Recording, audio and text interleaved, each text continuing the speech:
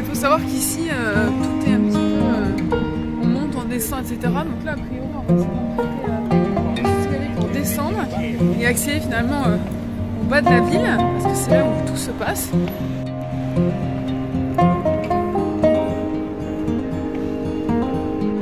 Là, on arrive sur l'avenue 20 de Septiembre, une avenue où il y a beaucoup de commerces, beaucoup de monde aussi. Bon, il y a pas mal de chaînes, on va voir s'il n'y a pas aussi des magasins un petit peu plus originaux. Voilà, ce qui est apparemment sympa, c'est toutes ces fameuses arches, forcément. Mais ouais, il y a du monde, hein, c'est samedi.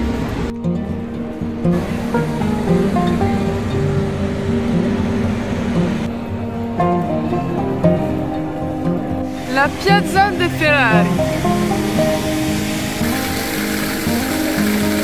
Bon bah, elle fait du bruit, mais elle est plutôt chouette. Donc je vous la montre. Et donc cette fontaine a la particularité de se trouver sur une place et d'être entourée de bâtiments d'architecture très éclectique, mais voilà, qui lui confère un écrin bâti assez waouh.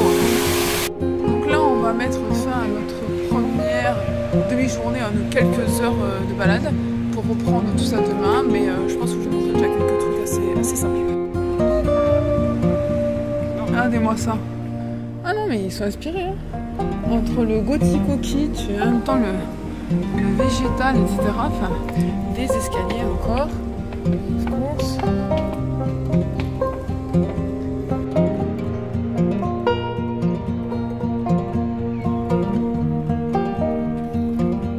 On vous emmène à Gênes pour un second jour.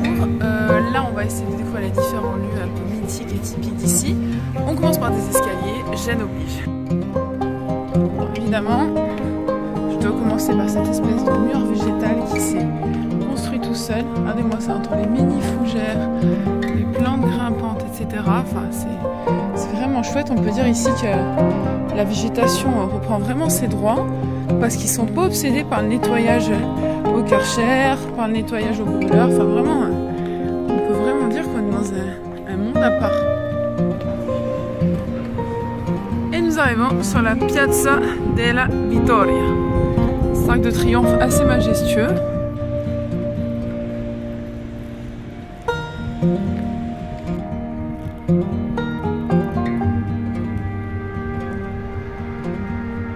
L'escalier des Caravelles, en image à Christophe Colomb.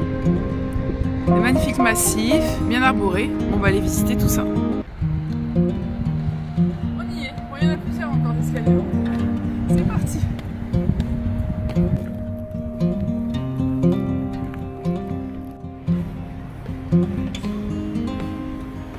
Une fois que tu arrives en haut, t'es content.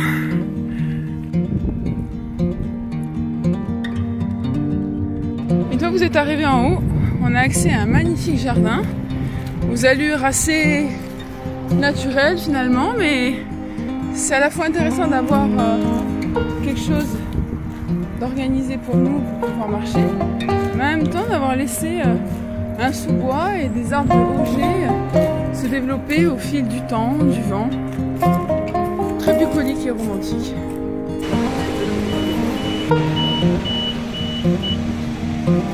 Qui dit se retrouver à nu 20 de Septiembre dit forcément se retrouver nez à nez avec des commerces assez typiques.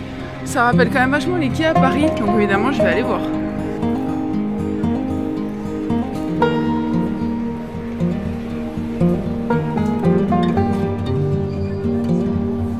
Qui dit Italie dit magasin de sacs. Hein. Et là je peux vous dire qu'il y a de quoi faire. La borsetta, quella con la farfallina, è tipo pitonata. Ah, sì. Oui. Un magasin un peu style casa, déco, etc. Je vais vous montrer quelques ingéniosités que j'aime beaucoup avant que la musique démarre. Cette petite table d'appoint spéciale bateau ici qui tourne à bateau. C'est pas original ça?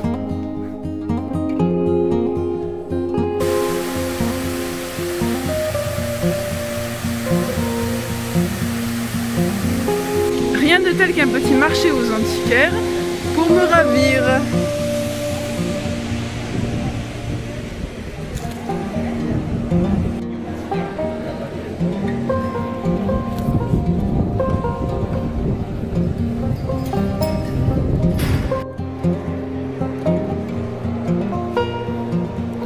Bon, bien sûr, j'ai craqué, hein.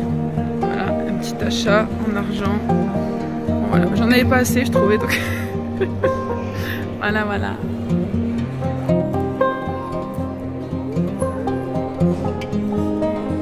Et quand il y en a plus, il y en a encore. Bon, c'est la pleine saison. Et on arrive comme ça, prêt à visiter le reste avec un super soleil. Et là, alors qu'on se met à la petite terrasse d'un café, regardez-moi ça, de l'eau pour dissuader les pigeons, pour les faire fuir. J'avais jamais vu ça.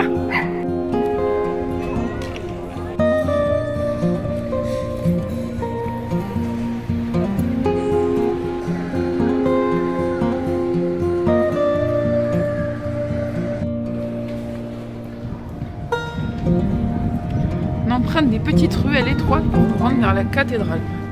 Trouver la voiture de mes rêves, regardez-moi ça. Adapté, petit pot de fleurs, tout ce qui va bien. Voilà, hein, c'est ce qu'il me faut. Hein.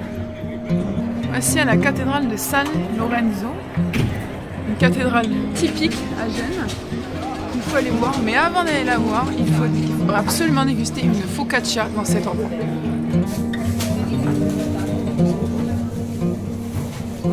Donc, focaccia con queso de cabra et pesto. Waouh! Bon, non loin de la cathédrale, on a évidemment des petits artisans, c'est toujours sympa. Et là, on arrive au lieu-dit. Regardez-moi cette merveille. Il paraît que ce lion porte bonheur. Donc on va lui caresser le museau, mais regardez comme il a un air triste.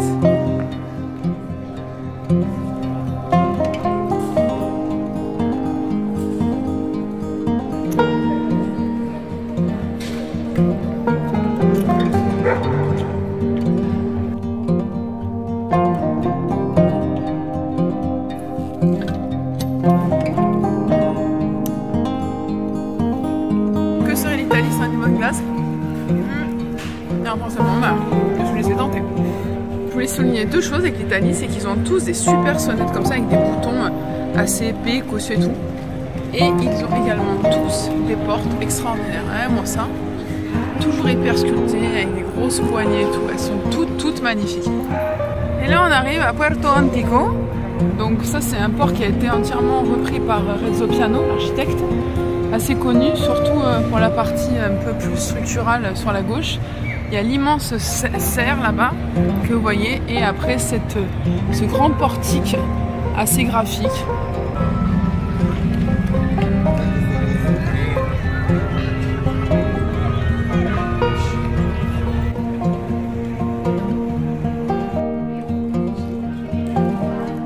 Là, on va essayer de remonter vers la rue Garibaldi, rue inscrite au patrimoine mondial de l'UNESCO. Donc en attendant, belle façade et fleurs en perspective.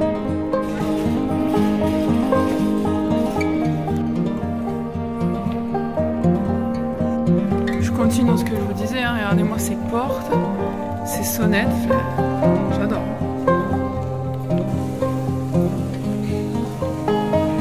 Ce qu'on retiendra de la Via Garibaldi, c'est que c'est un axe très bruyant, beaucoup de gens parlent très fort, et surtout il y a beaucoup de musées. J'ai envie de l'amener chez moi. Retenir de Gênes, c'est ça, c'est vraiment de l'ancien et une végétation luxuriante. Là on s'apprête à monter au panorama de la Città, pardon. Regardez ce qu'il y a en face également.